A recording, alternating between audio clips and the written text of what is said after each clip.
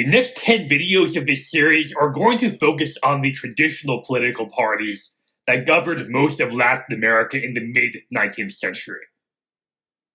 In this video, I am going to cover some of the general features of traditional party politics during the first couple decades after independence, including the principles that these early parties stood for, how they were organized, and what type of person would have been involved in party politics during this era. In ideological terms, the early two-party systems in most Latin American countries look very similar to the one that we saw develop in Chile in the last video, in the sense that they featured one conservative party and one liberal party. The meaning of liberal and conservative differed slightly from country to country, but at the most basic level, Latin American conservatives wanted to preserve the colonial era status quo, while Latin American liberals wanted to restructure both the state and the broader society and economy.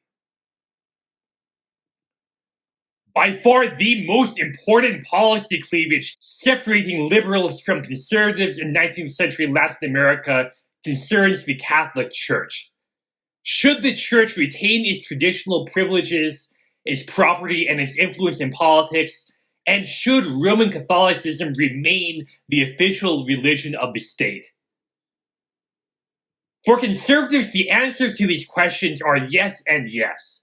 The defense of the Church is central to the conservative identity in 19th century Latin America, and the perception that the Church's privileges were under attack was often one of the main reasons why conservatives bothered to form parties in the first place. By contrast, their liberal rivals want to rein in the Church and curtail its privileges.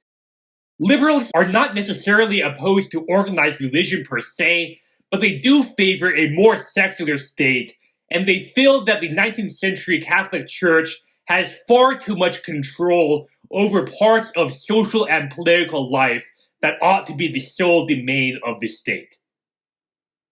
The second most important policy cleavage during this era is the regional question. Should we centralize power in a strong national government, or should states or provinces retain substantial political autonomy, resources, and administrative functions? Here we see a bit more variation across countries, but in general, liberals tended to prefer a federal system in which power is divided between the national and state governments, while conservatives favor a strong centralized national government coupled with weak or non-existent local power. Race was less important in structuring most 19th century Latin American party systems compared to the antebellum United States, though some liberal and conservative parties did develop contrasting positions on issues such as slavery and the assimilation of indigenous peoples. Liberals tended to be the staunchest proponents of the abolition of slavery in Latin America, while conservatives are either opposed to abolition or they at least want abolition to proceed more gradually. 19th century Latin American liberals also tended to be more hostile than conservatives to the continued autonomy of indigenous communities. On the broader political question concerning how democratic the state should be, Latin American liberals called for liberalizing the political system. This does not necessarily mean that they want universal suffrage at this time, but they are in favor of free and fair elections, a relaxation on state censorship, and political liberties such as freedom of speech. However, as we will see later on in this series, many of these liberal parties will forget all about their democratic principles as soon as they gain a secure hold on power. And some of them will continue many of the same authoritarian practices that they had criticized back when they were in the opposition. Conservatives, by contrast, are much more openly authoritarian in the mid-19th century. They argue that political liberties are a recipe for social disorder and instability, and they want to curtail the scope of popular participation in politics. Most Latin American conservatives are Republicans during this era, but it is still possible to find monarchists among them, especially in Mexico, Central America, and of course Brazil. Most of these early Latin American parties do not have very well developed economic programs. However, when liberals are in power, they tend to push for two important changes in the structure of the economy. First, they try to privatize and individualize the ownership of land, which involves selling off indigenous communal lands and church-held property to individual landowners. Second, Latin American liberals in many countries are also proponents of an export-oriented economy in which the country's land, labor, and other productive resources are focused on producing commodities that could be sold abroad. This, in turn, will lead liberals throughout much of the region to support free trade policies as well. Conservative parties are less coherent on these economic issues in general, though they tend to be more skeptical of radical changes to the structure of the economy. In the context of 19th century politics, this means that Latin American conservative parties frequently end up to the left of their liberal rivals on economic issues such as the degree of state intervention in the economy and whether the government should do something to address poverty. Although I have just listed several cleavages that divide liberal and conservative parties in the 19th century, the two most important cleavages during this era are the religious and regional questions. Liberals are staunchly anti-clerical, which means that they want to curtail the influence of the church, and in most cases they are also federalist, which means that they want to maintain a balance between national power and state or regional power. Conservatives, by contrast, are almost uniformly pro-clerical, and they also tend to favor a greater centralization of power in the national government.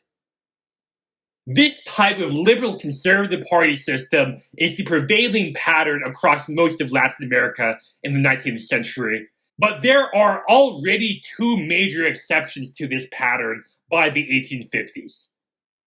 The first exception is Argentina, where the regional cleavage was far more important than the religious cleavage in structuring party competition.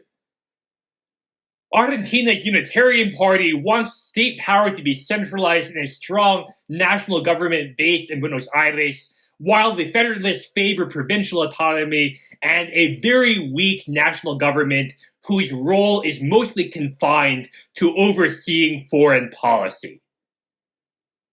On the more cultural issues such as religion, however, the Federalists tend to align more with conservatives elsewhere in the region, while the Unitarian Party tends to be more liberal in orientation. The other major exception to the liberal-conservative pattern is Uruguay. In Uruguay's case, we actually see very little ideological differentiation between the two major traditional parties.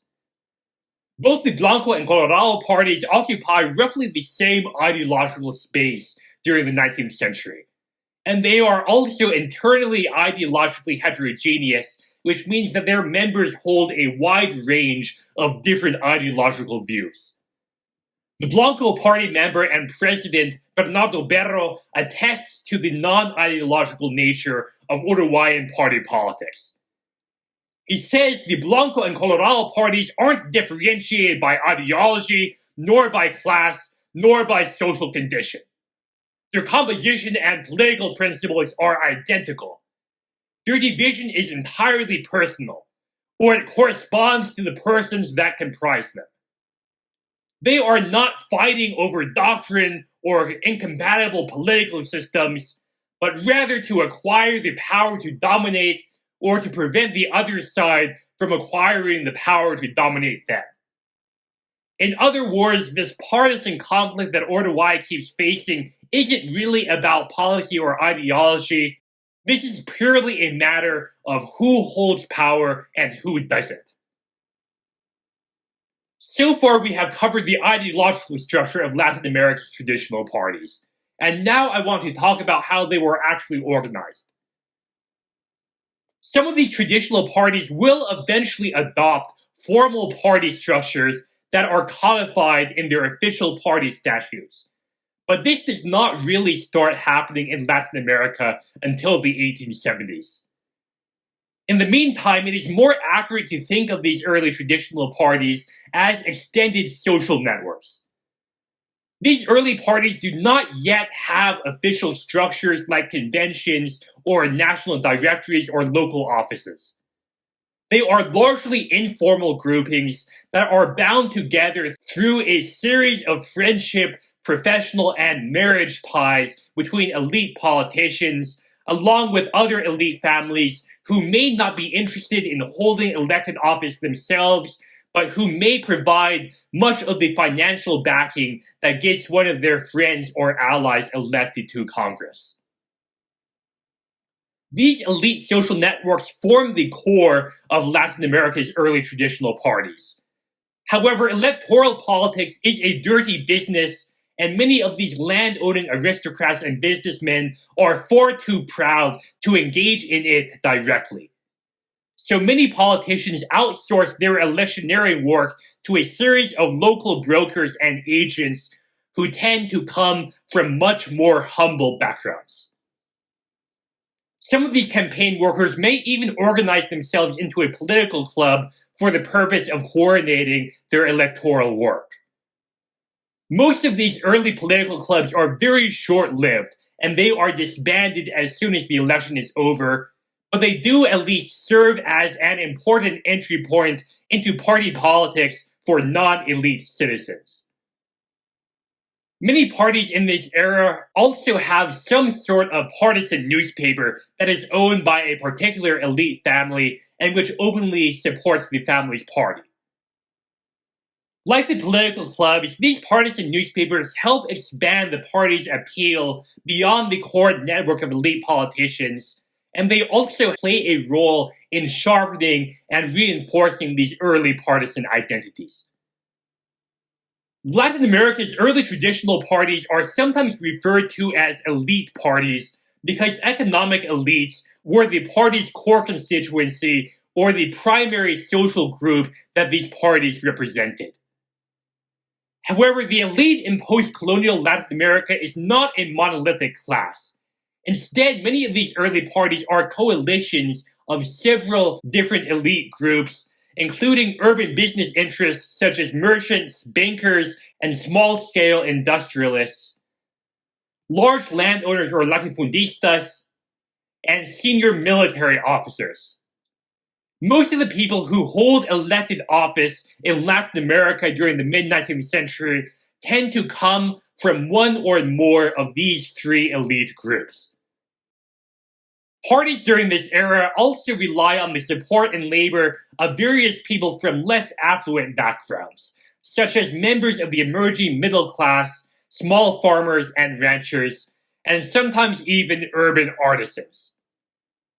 This layer of party politics includes the editors and writers of partisan newspapers, local brokers who are responsible for getting people out to vote, and small-scale caudillos or local warlords who are not part of the official state military, but who nevertheless have the capacity to lead and mobilize other citizens into partisan conflict. You could also think of these early traditional parties as being divided into three sectors or wings. First, they have a parliamentary or governmental wing that occupies official positions in the government, such as the presidency, seats in Congress, or portfolios in the cabinet. Second, they have an extra-parliamentary civilian wing whose purpose is to influence public opinion and mobilize citizens into partisan politics. And finally, they have a military wing whose purpose is to wage military conflict against the other party, carry out partisan revolutions, or protect the party's government once it is in power. Turning now to the question of these parties' class composition, there is a tendency among many students of political parties to think of parties as the expression of social classes.